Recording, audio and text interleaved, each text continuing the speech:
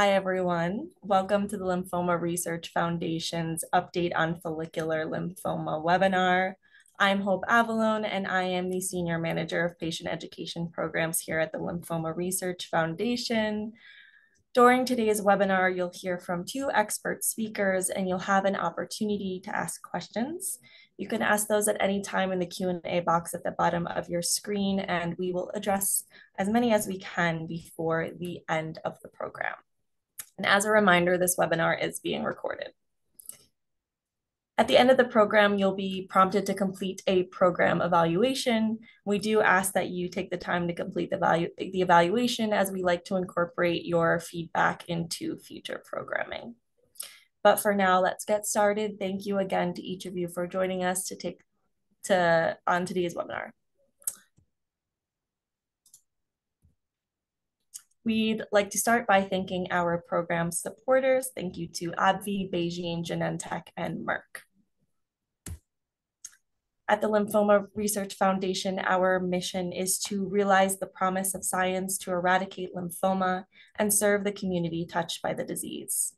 All of our work is led by our Scientific Advisory Board, which is a group of 45 leading lymphoma experts from around the country.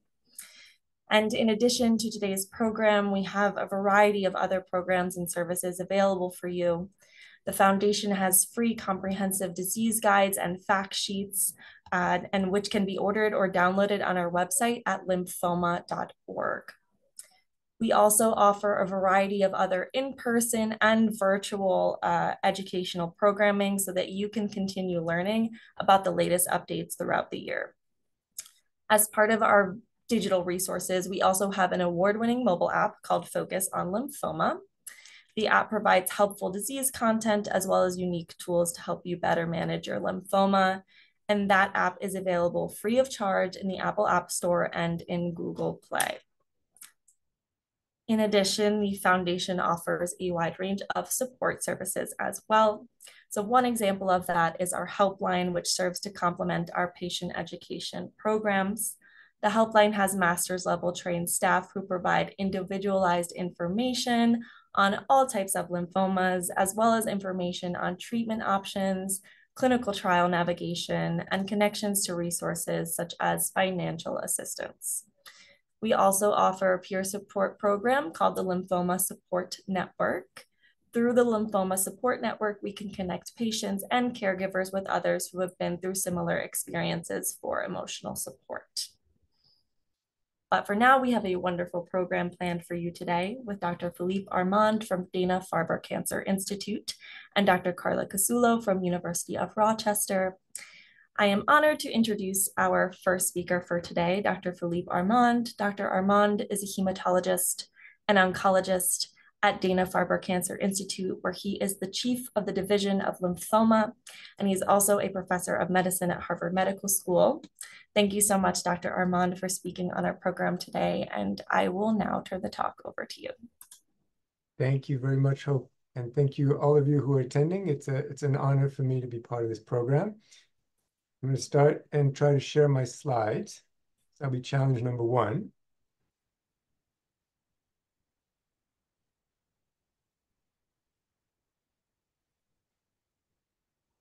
How's this? Looks good. Okay.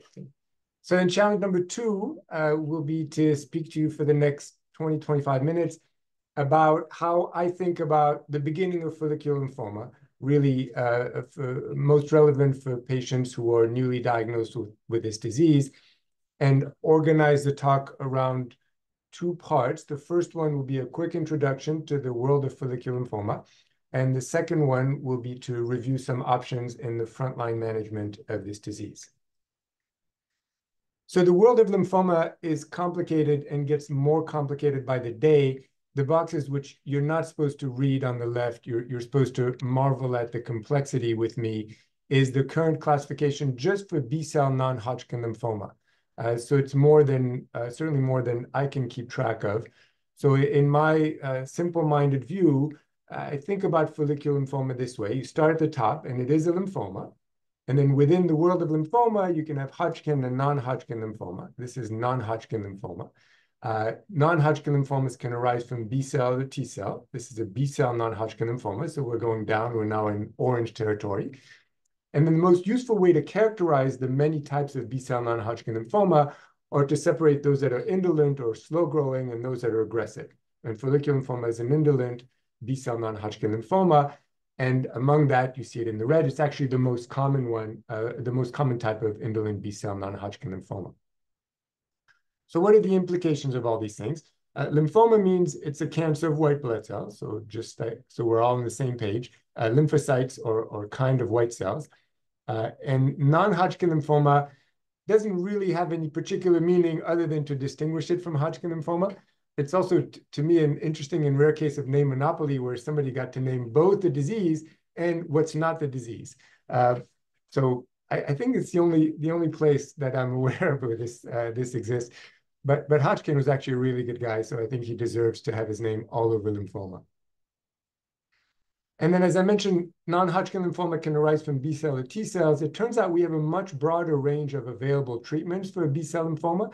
So everything else equal, it is an easier disease to treat than T cell lymphoma. And indolent is a very important part of this. It reflects the unique natural history of diseases like follicular lymphoma, which starts with people saying it's an incurable disease. Now, we have to be really careful about this. We have to be careful of the word incurable, and we'll come back to that a couple of times during this talk.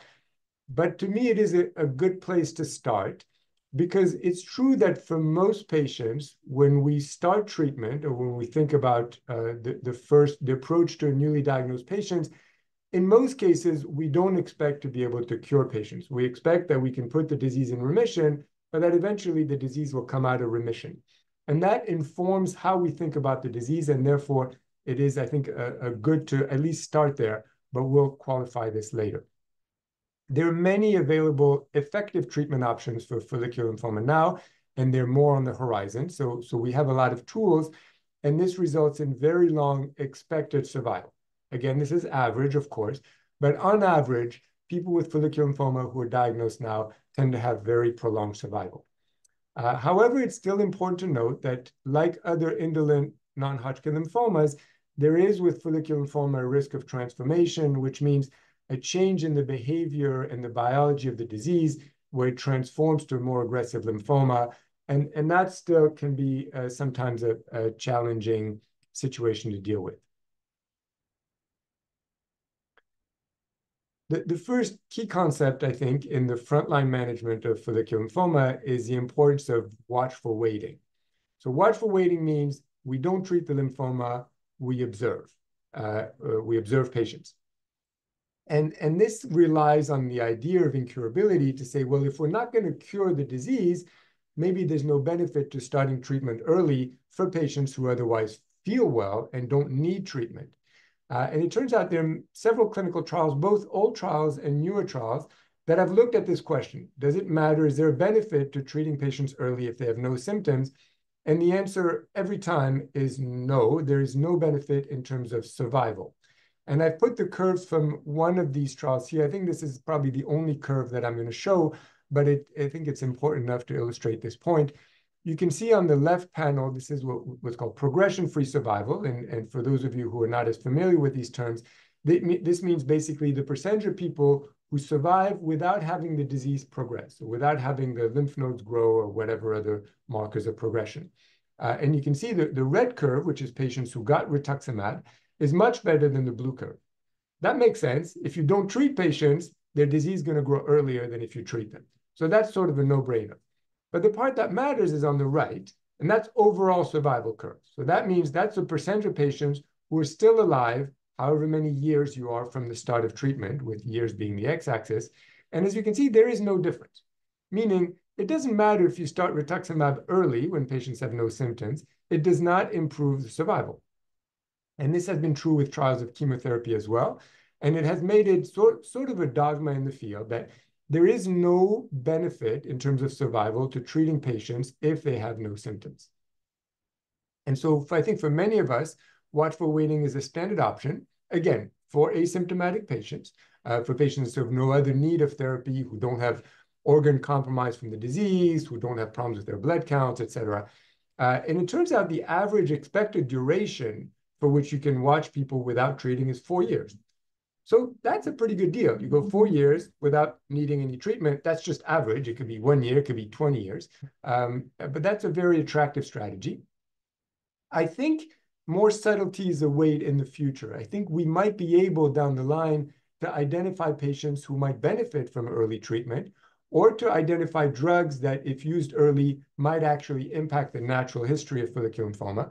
But to date, we don't have those things. So many of us are happy to just do watchful waiting. And it also, I think, brings in another concept, which to me is valuable, which is the importance of life beyond progression-free survival. So as oncologists, we're very conditioned to think of progression-free survival as being a very important thing. It's important how long you're in remission, et cetera. But really, it may not be so important for patients. If you imagine if your option in this case is to live the life that you want to live and go to work and spend time with your family and go see your oncologist every 3 to 4 months for blood work and feel well, that's a pretty good deal. So PFS is not the end-all be-all.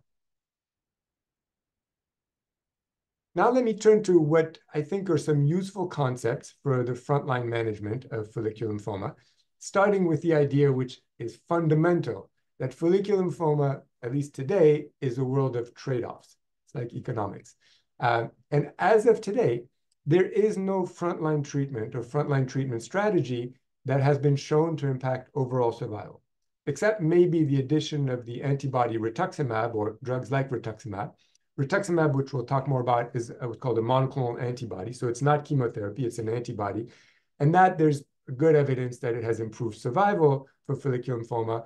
But otherwise, all the randomized trials that have been done, there is no improvement in overall survival. And this is a confusing point sometimes, because it doesn't mean that new options don't improve survival. What it means is if you have a new option and you compare it to existing option, at the end of the day, the survival is the same. But it's because if you don't use your new option early, you can use it later. So really what it says is not that newer treatments don't improve survival, is that it doesn't really matter, as best we can tell, how you sequence treatments in follicular lymphoma. So you can do ABC, you can do BAC, or you can do watchful waiting and then CAB, and at the end, the survival is the same. But every time we come up with new treatments, I think we do change the natural history, and certainly the survival in this disease is much better than when I started in this work now a ridiculous 20 years ago, which makes me feel old. So the trade-offs, I think, are principally between three things, three variables. The first one is convenience, right? When you come to get treatment, it means you have to drive into, for me, to Boston, and then you have to park in Boston, which is a bear. And then you have to get your IV and your blood drawn, and then you have to get treatment and the hassle of treatment, and then you go home and you spend your whole day here, et cetera, that day that you're not at work. So it's inconvenient. And some treatments are more inconvenient than others. The second one is toxicity. Side effects matter, and they matter a lot for our patients. And of course, the third one is efficacy, which we typically measure in the response rate, so the percentage of people whose tumor actually responds to treatment, and then response duration.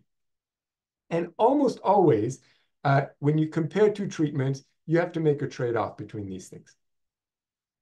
Unfortunately, as of today, as of 2024, personalized therapy in follicular lymphoma still seems like it's a ways off.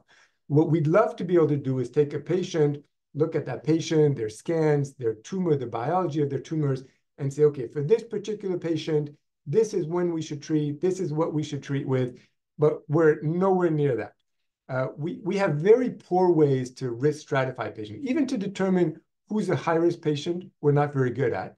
And the ones that we have are generally not predictive, meaning even when we think we can identify a patient who might be at higher risk, we don't know what that means in terms of the need to select one or another type of therapy in general. So in general, we still follow a lot of a one-size-fits-all for the frontline management of follicular lymphoma.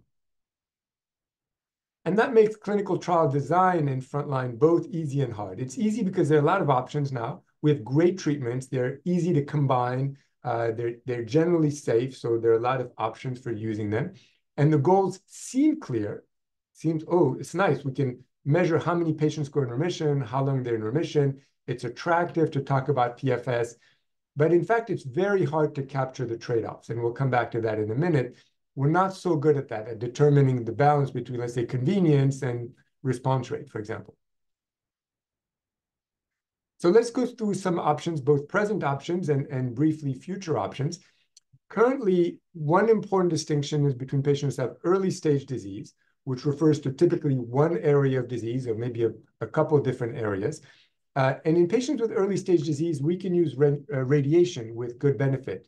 And especially for patients who might have one side of disease, if you do radiation, about half the patients almost, it may never come back.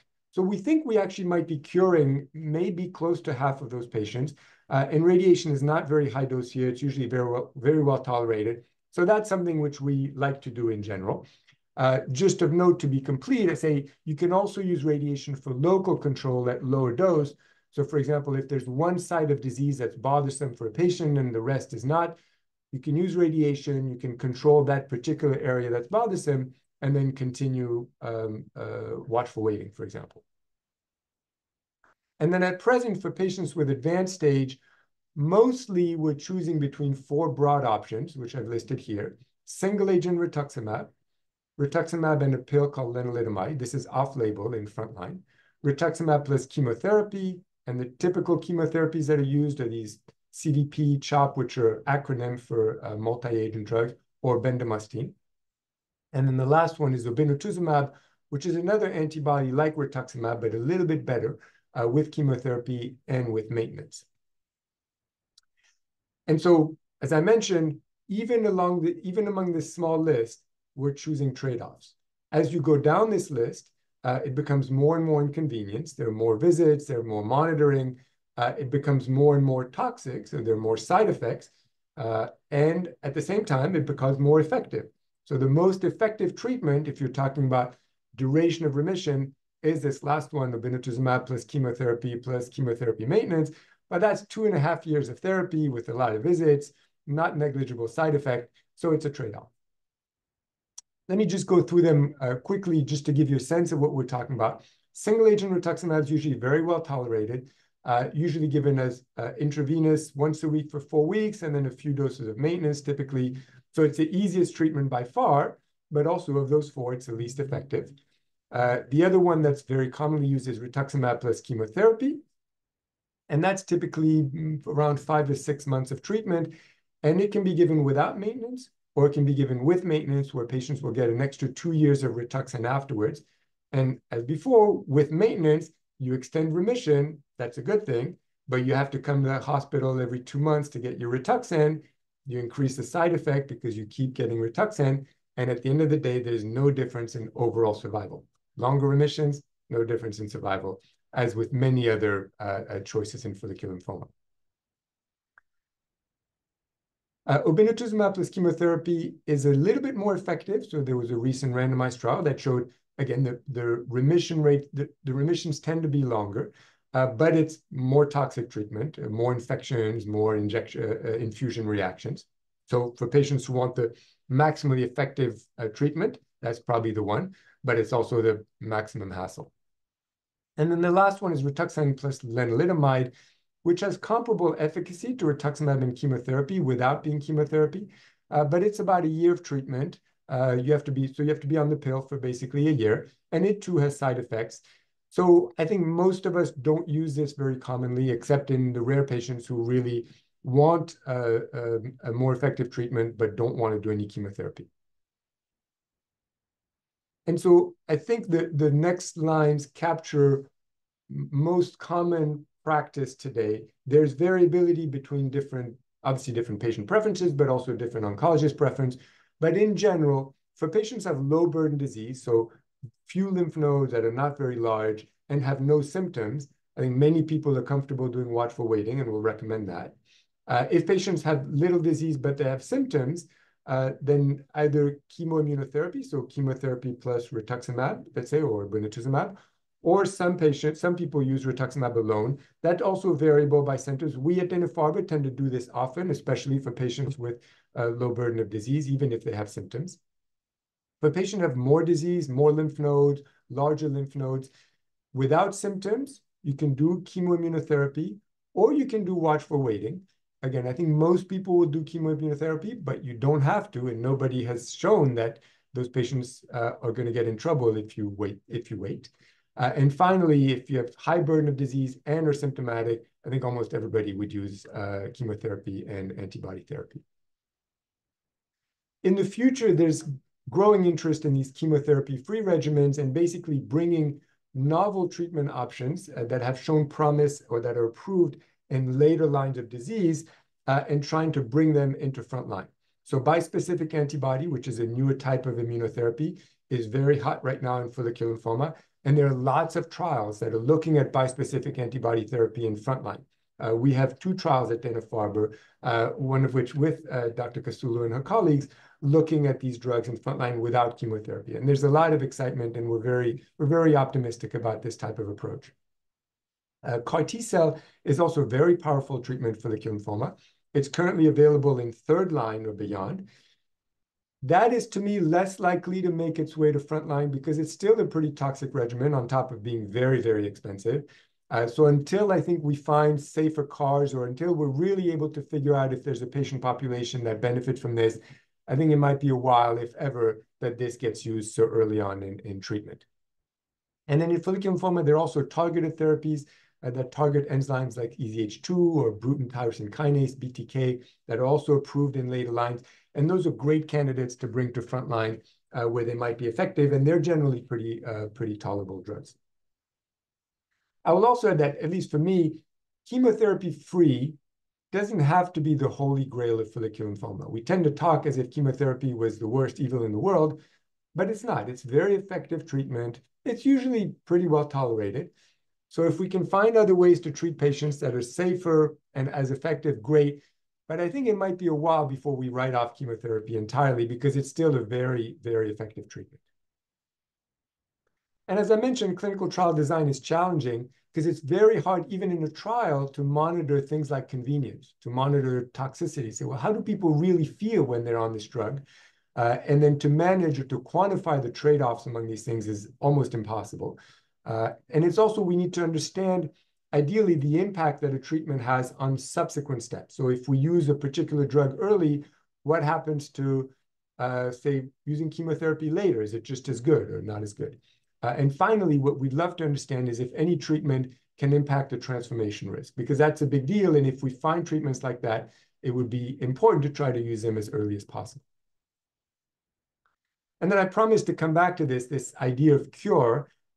So my view, not necessarily universally shared, is I think we can treat follicular lymphoma. I know we can treat follicular lymphoma, for example, by something called allogeneic stem cell transplant, which is a big deal. But done in the right way, we probably can cure about half the patients with follicular lymphoma, except it's really toxic. It's really toxic. It's probably the most toxic treatment we have, with the risk of including fatal complication. So we would never, ever consider using it early, but we can cure patients. And I think with every therapy, including with chemotherapy, we do cure patients. There are, if you look at their survival curve, there seems to be a percentage of patients whose disease never comes back. So I think cure is actually possible. What may vary between regimens is the probability of attaining cure. But it's also not, for me, the holy grail. I mentioned allotransplant. It might be the most powerful treatment in terms of curing lymphoma, but it's a treatment that we use the least. And if we can get away with never using it, that's the best option for patients.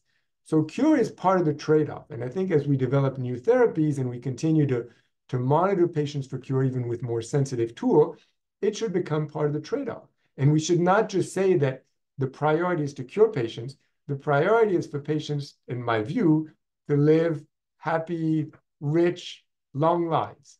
And if that requires treatment here and there, then it requires treatment here and there. So that I think is at least for me one of the sometimes challenging concepts in follicular lymphoma. I think there's a lot of promise now in this disease. There are many new drugs that are very powerful that we're looking forward to trying in earlier lines of therapy. That leaves a lot of work, of course, for us to do. but at least speaking for myself, I tell you, it is a great privilege and honor to do this work. So with that, I will thank you for your attention, and I also want to take the opportunity, chance to thank my amazing colleagues at Dana-Farber, whom I learn from every day. Thank you. Thank you so much, Dr. Armand. That was a great way to start off this program. It's now my pleasure to introduce our second speaker, Dr. Carla Casulo. Dr. Casulo is a hematologist and oncologist at University of Rochester Wilmot Cancer Center, where she's also an assistant professor of medicine and assistant director of cancer research training and education. So thank you so much, Dr. Casulo, for speaking on our program today. And I'll now turn the talk over to you. Great, thank you so much. And first for the invitation, and Dr. Armand, thank you for an outstanding talk. I'll touch on some of the points that were raised, and really my section is to round out the second phase of treatment for follicular lymphoma and how do we approach patients with relapsed and refractory disease. And I see that several people have posted some questions on relapse disease, so hopefully we'll have a nice conversation about that. So I'm going to go ahead and share my slides. Okay. Let's see. How does that look to you? Looks okay? Looks good. Yes. Perfect. All right, great. All right, so here we go. All right, so I thought that it would be a good idea to first take a pause and make sure that we are all on the same page about what does it mean to have relapsed and refractory lymphoma. So the term relapse lymphoma refers to lymphoma that comes back after successful treatment and a period of remission, which means that at the time, no evidence of lymphoma was identified on any tests, either blood tests or scans. And then refractory lymphoma means that lymphoma that did not respond well to treatment, to first-line treatment in this case. And patients, sometimes we put the terms together, relapsed refractory, to indicate patients whose lymphoma either didn't successfully go away after their first-line treatment or that came back after a period of time. And it's very well recognized that having relapsed or refractory lymphoma is very distressing. And, you know, it sort of raises a lot of alarms that treatment is necessary and that something bad will happen. But I'm here to tell you that many, many people are successfully treated again and go into remission again many, many times. So how does lymphoma relapse, or how does it become refractory? So for the most part, and this is in general the case for most cancers, relapse can occur if there are any lymphoma cells that are left in your body after the treatment is complete. And so in follicular lymphoma, as Dr. Armand already alluded to, it's a disease that grows very slowly. It's a disease that people can have for many, many years, even before it was diagnosed. And sometimes these cells not only grow slowly, but they also die slowly. And in fact, one of the hallmarks of follicular lymphoma biologically is this BCL2 translocation, which is it's an abnormal genetic marker that essentially doesn't let the cells die as quickly as they normally would, so they die more slowly. And so in the case of relapse, these cells are sort of still there in the body, and they can just gradually build up and grow again. And then, you know, there are also a small number of lymphoma cells that just cannot be detected by standard tests. And I saw in the chat that somebody was asking about the role of minimal residual disease, and is there a way for us to identify that? And those are areas of ongoing research right now to see if we can identify lymphoma in a way that's in a more sophisticated fashion outside of standard testing. And so relapse can occur if you've had a partial remission to your treatment, which means that lymphoma got smaller, but just didn't completely go away. So we would call that a partial response. Or it can even happen if you've had a complete response. So in either case, either lymphoma partially went away and grew from there, or it completely went away and it grew back. So just to kind of set the stage for what we refer to when we're talking about relapse and refractory. So the good news, though, is that not everyone with relapsed or refractory disease necessarily requires retreatment. I think that's one of the things that's very interesting about follicular lymphoma. And there's a lot of debate as to what are the best frontline treatments for this disease and what are the best treatments for relapsed and refractory disease. And in fact, the approach to treatment of relapsed follicular lymphoma depends on many factors, and that includes what did you get before? What was the first treatment that was received? Was watchful waiting the first treatment strategy? Was it single agent rituximab, or did somebody require chemoimmunotherapy like R-CHOP or bendamustine with obinutuzumab, or did somebody go on a clinical trial? So that will really set the stage for the types of treatments that are most likely to benefit at the second or third treatment point. How long did it take to go from the first treatment to the next? What was the time from last treatment? And I'll talk about some implications of relapse and when relapse occurs. What was the response to the last treatment? So if someone had, let's say, obinutuzumab with bendamustine, and they had a response that was neither partial or complete remission, what if they actually had disease progression? And that would sort of change our approach and our strategy to how we would encounter someone with that situation. And really, most importantly, what is their health condition? Is this someone who is dealing with uncontrolled diabetes?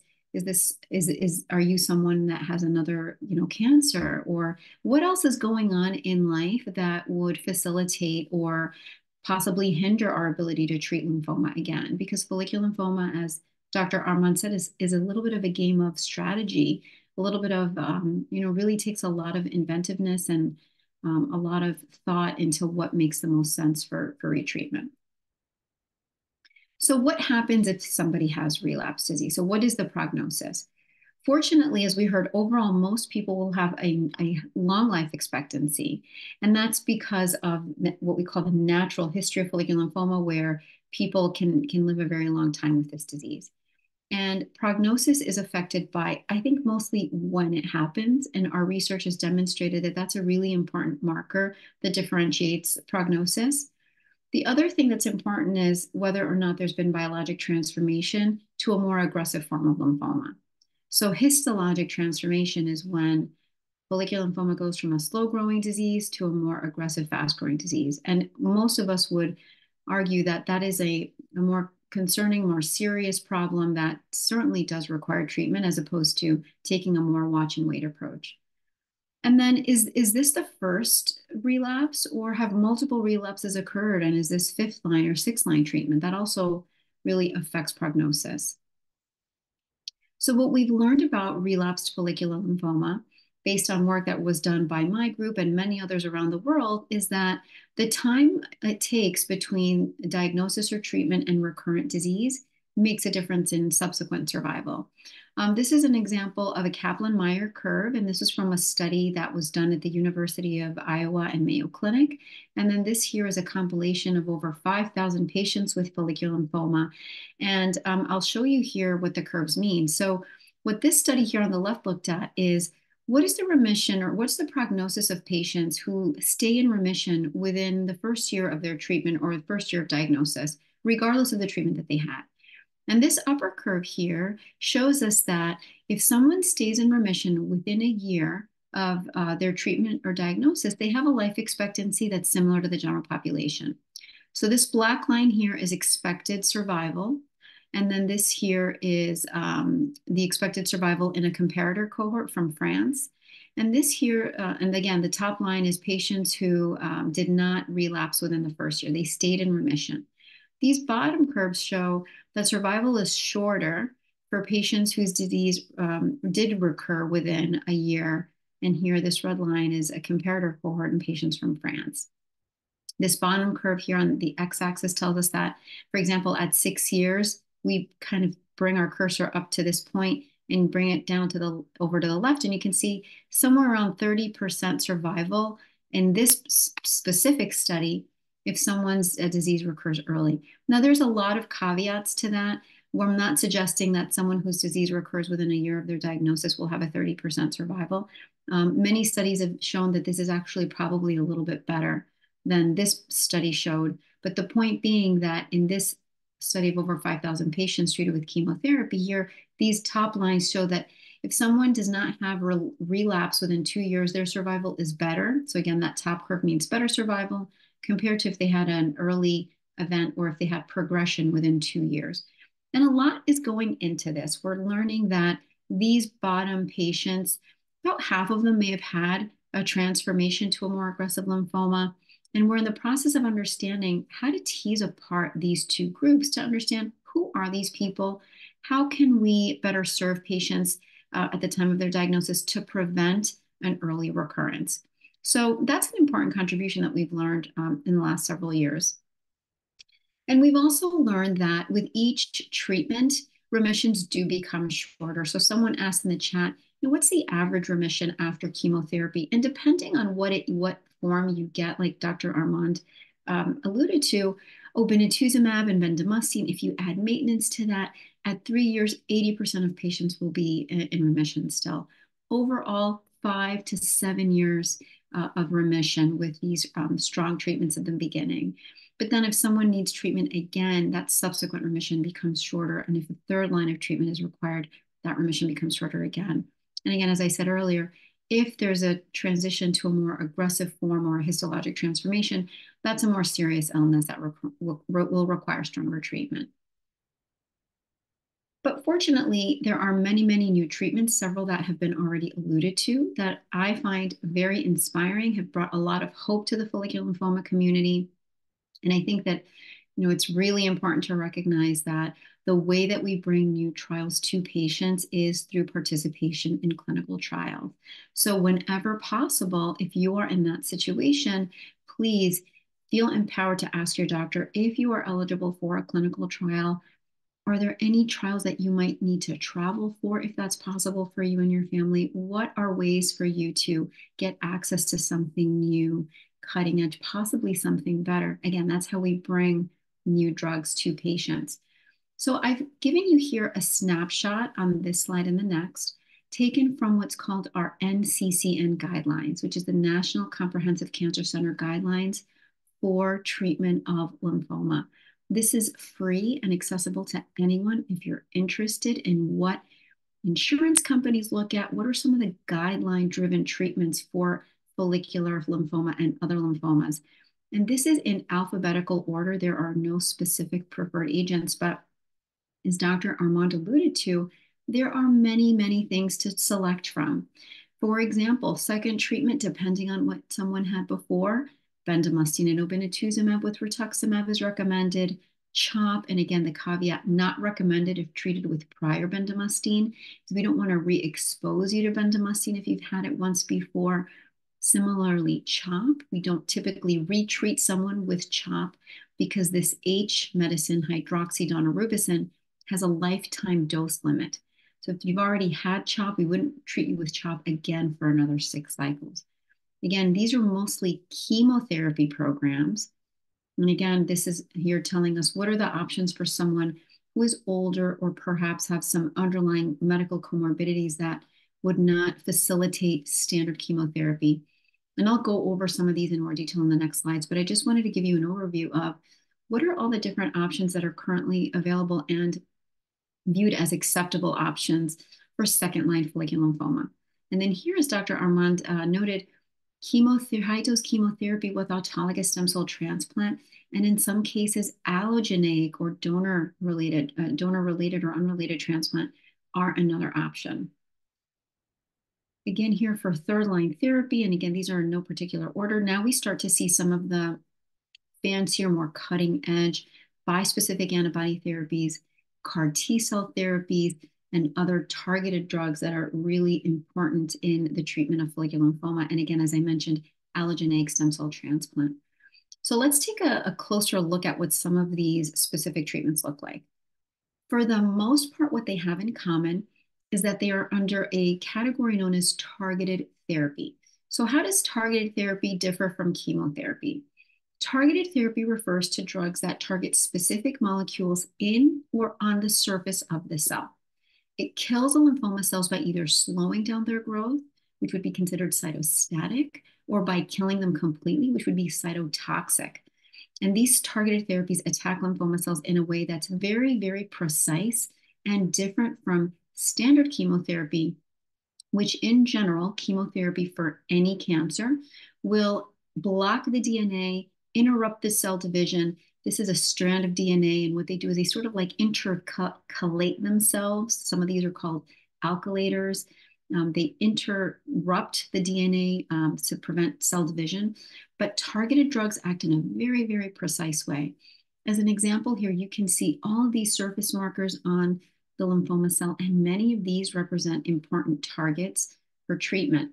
Here is CD20, which is a hallmark of lymphoma, and that's what's blocked by rituximab. CD19 is what CAR T cells latch onto. Here we have the B cell receptor, which is pivotal to B cell development and lymphoma growth. And there are many blockers of BTK, which is Bruton's tyrosine kinase or PI3 kinase.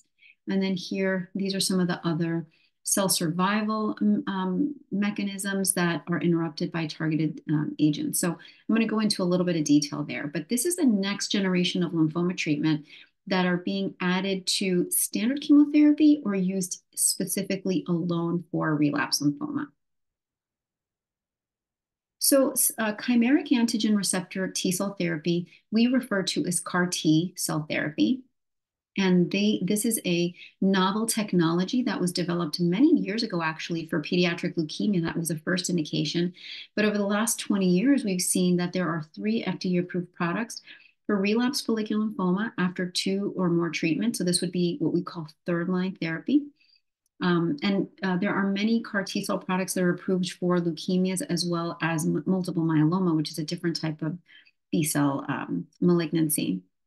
And this is a schematic here that kind of explains the way that CAR T cells are developed and given to patients. So what we do is we actually isolate T cells from the patient. We do that through what's known as a leukapheresis technique. And then here they're engineered in a laboratory. So those cells are sent out to a laboratory somewhere in the country where they're engineered to express this thing called a chimeric antigen receptor, which is a cell surface marker. And this then is what it produces is something new that recognizes cancer cells. So these cells are now called modified because we've introduced this new T cell receptor. They're now modified, they're grown, and then they're sent back to us at the hospital where we infuse them back into the patient. This is a very interesting, very exciting new technology. And like I said, there are 3 new agents that we have accessible to us. So what are some of the results that we see for CAR T? So as I mentioned, out of the 3 products, this one is called axicabtagene or Axicell, tisagenlecleucel, lysogenlecleucel. We abbreviate them because the names are very long. And these are the different studies that led to their approval in some cases or led to their first impact of efficacy. Again, this was patients needed to have had 2 or more lines of therapy. So this is for third-line therapy. And the studies involved a little over 100 patients in most cases.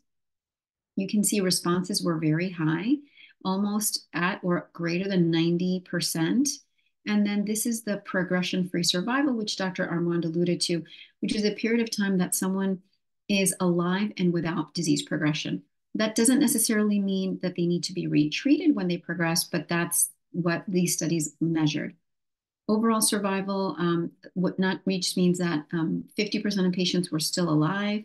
Here at 12 months, 97% of patients were alive on the TCSL study. And then these 2 last columns speak to some of the unique toxicities of CAR T cells. CRS refers to cytokine release syndrome. ICANS refers to neurotoxicity. And these attributions here, grades are, sorry, this grade got cut off here, but the grades refer to the kind of the severity of these side effects. And this CRS refers to feeling sick, having fevers, chills, low blood pressure, feeling very poorly. That's because of the shared antigens on the surfaces of our other healthy cells that are targeted by the CAR T cells, and it stimulates an inflammatory response. And then ICANS refers to neurotoxicity, which ranges from more moderate, 18% in Axicell, which was the first one ever approved, to 15 to 23% with some of the other products.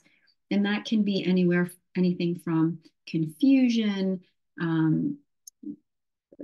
irritability, agitation. There's a number of different toxicities that we can see. Fortunately, though, we now have a lot of wonderful treatments for both of these side effects, which have enabled us to use these treatments more safely and over a wider span of patients. And then bispecific antibodies are the newest kid on the block. I've noted here, this is from a paper that showed what are some of the different bispecific antibodies for different types of lymphoma and what they're being combined with and in what phase. So mosunetuzumab was the first FDA-approved bispecific antibody for follicular lymphoma. And here's the T cell, which is part of our immune system. And then here's the lymphoma cell. And you can see that CD3 is a marker on the immune system cell. And then CD20, as I mentioned, is on the lymphoma cell. And what this does is sort of it brings the two together and enables killing of the lymphoma cell through an immune response.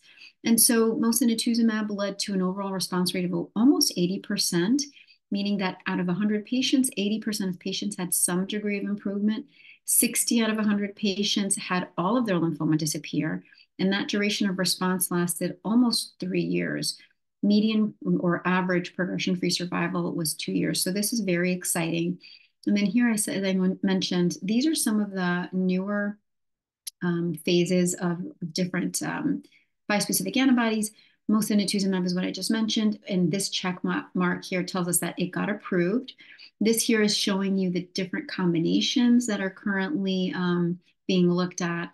And then in diffuse large B-cell lymphoma, there are lots of studies with mosunetuzumab, glofitamab, epcoritamab, and odronextamab are other bispecific antibodies. You can see here that for diffuse large B-cell lymphoma, we have this green check that is approved for large cell lymphoma. And we just recently learned that epcoritamab received accelerated approval from the FDA for follicular lymphoma. So that, while it says wait here, we can add a checkbox to this section as well. But as you can tell, all of these are very exciting, have different side effect profiles. Some of them are fixed duration of treatment. Some of them are indefinite duration of therapy. But the idea being that these are very exciting and inspiring new drugs for follicular lymphoma. And then lastly, I'll just end with another new drug called a BTK inhibitor. This B cell receptor is on the surface of the B cell, and then there's all these different proteins downstream or below it that facilitate B cell survival. And again, the B cell is what the lymphoma cell is. And this Bruton's tyrosine kinase is a very essential part of cell proliferation and survival. And this new drug up here called zanubrutinib is showing some significant promise in follicular lymphoma. And so there was a study that was recently completed combining zanubrutinib with obinutuzumab, which is an antibody. In this study, there were over 200 patients included. Zanubrutinib is a pill taken twice daily. It's given indefinitely, and it was combined with obinutuzumab. And the response rate was about 70% in the combination arm compared to 46% in patients who only received the antibody component.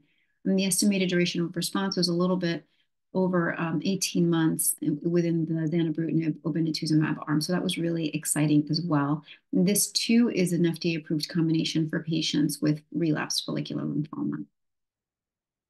So to summarize these points, I just want to emphasize that patients with relapsed and refractory follicular lymphoma have many different treatment options. It's a wonderful area of extensive research that Dr. Armand and I and many of our colleagues are embarking upon. Not everyone requires treatment at the time of their relapse, and there are multiple new exciting emerging treatments, including targeted therapies, bispecific antibodies, CAR T cells, that are providing a lot of hope for patients with follicular lymphoma. And these new combinations are also on the horizon that I'm sure we're going to hear about very soon in our upcoming meeting at the American Society of Hematology meeting, which happens every December. So with that, I will conclude. And again, I really thank you for the invitation and happy to take some questions. Thank you so much, Dr. Casulo. And like you said, we're just going to use the rest of the time here for a few questions. So I'm going to direct the first question here to Dr. Armand. Are there any genetic tests that family members could have to test for hereditary follicular lymphoma? That's a great question. So the short answer is no. We do know that there's heredity with lymphoma, meaning if you look at the close relatives of patients with lymphoma, their risk of lymphoma is slightly higher. But because the risk of lymphoma is pretty low to begin with, even if the risk goes up by 30%, it's still really, really low. So there's no recommendation for any screening for family members, and we don't really know the genes or the genetic changes that underlie this predisposition. We're actually very interested in studying that here and have a research study for it, but it's not something that we test for, and it's not something that we even screen for. Thank you. Dr. Casulo, do you agree? Yeah, completely. We get this question all the time too, and people are concerned about, spreading lymphoma to their family or this, passing on a gene, and there really isn't such a thing. And I know that for breast cancer and other cancers, there are certain inherited genes, but as Dr. Armand alluded to, the incidence of follicular lymphoma is only 2 in 100,000 or 3 in 100,000. So even a 50% or even 100% risk brings you to 4 in 100,000, which is still pretty low. So I think that certainly it's an understandable concern, but it still is a very low risk. Thank you both. And Dr. Kasula, we did get a lot of questions on transformation. So some of the questions are, how often does follicular lymphoma become aggressive? How does one know when follicular lymphoma becomes more aggressive, and what's the impact on overall survival? It's a great question. So what a lot of the research consistently has demonstrated is that the risk of transformation is anywhere from 2 to 3% per year. So that means that every year there's a 2% risk that it may transform, but it doesn't result in a lifetime accumulation of 100% if someone has lymphoma for many, many decades. Studies suggest that it plateaus at around 10, possibly 8 years, anywhere from 8 to 10 years. So it sort of goes up, up, up, up, and then it kind of like flattens out where you just have a fixed rate of transformation.